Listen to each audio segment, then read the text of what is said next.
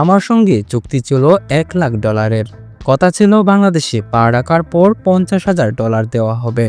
পিসিবিকে জানিয়েছি, দুই দেশের প্রধানকেও জানাবো। বিপিএল এর পারিশ্রমিক না পেয়ে হতাশ আফ্রিদি।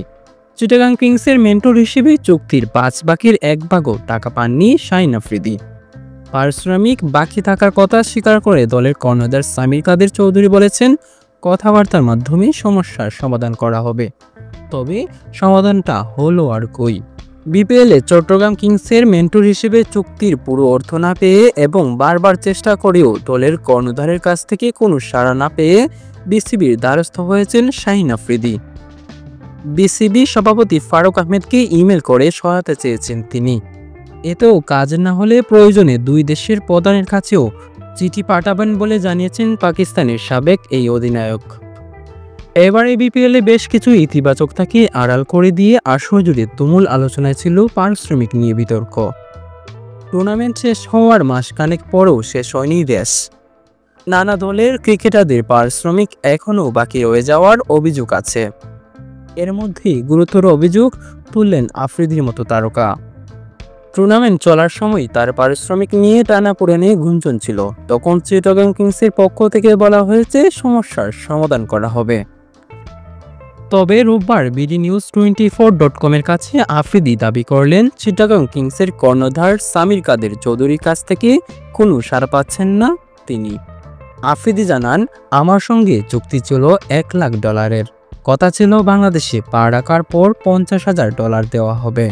টুর্নামেন্ট চলার সময় বাকি $50,000 দেওয়া হবে, কিন্তু আমাকে মুঠে দেওয়া হয়েছে $19,000। কালকে দেব, দুদিন পরে দেব, এসব বলে বারবার ঘোরানো হয়েছে। চুক্তি অনুযায়ী সব দায়িত্ব আমি পালন করেছি। টাকা দেওয়া হয়নি। সামির আচরণে হতবাক হয়ে গেছি, এমন কিছু আশা করিনি। আফ্রিদি আরও জানান, টুর্নামেন্টের মাঝপথে আমি একটা কাজে দেশে ফিরে আসি। সামির সঙ্গে কথা ছিল 19 জানুয়ারি ফিরে যাব বাংলাদেশে, কিন্তু বারবার যোগাযোগ করার পরও তারা আর টিকিট পাঠায়নি। এখনও তো সামির সঙ্গে যোগাযোগের অনেক চেষ্টা করেও কোনো সাড়া পাচ্ছি না। 2-3 দিন আগে এটা আমি বিসিবি সভাপতি ফারুক আহমেদকে লিখিত আকারে জানিয়েছি। প্রয়োজনে হলে আমাদের প্রধানমন্ত্রী আর বাংলাদেশের প্রধান উপদেষ্টাকেও এই চিঠি লিখব। আফ্রিদি বলেন, বাংলাদেশের বিপিএলের ভাবমূর্তির কথা ভেবে এতদিন তিনি ব্যাপারটি প্রকাশ করেননি। বাংলাদেশ আমার হৃদয়ে আলাদা জায়গা নিয়ে আছে। বাংলাদেশের মানুষদের আমি ভালোবাসি। সেখানে গিয়ে সবসময় প্রচুর সমাদর ও ভালোবাসা পেয়েছি। আমি চাইনি বিপিএলের ভাবমূর্তি নষ্ট হোক। পারিশ্রমিক নিয়ে সমস্যা যে কোনো লিগের মৌলিক ভিত্তি ভেঙে দিতে পারে। একটি দেশের জন্যও এটি ভালো ব্যাপার নয়।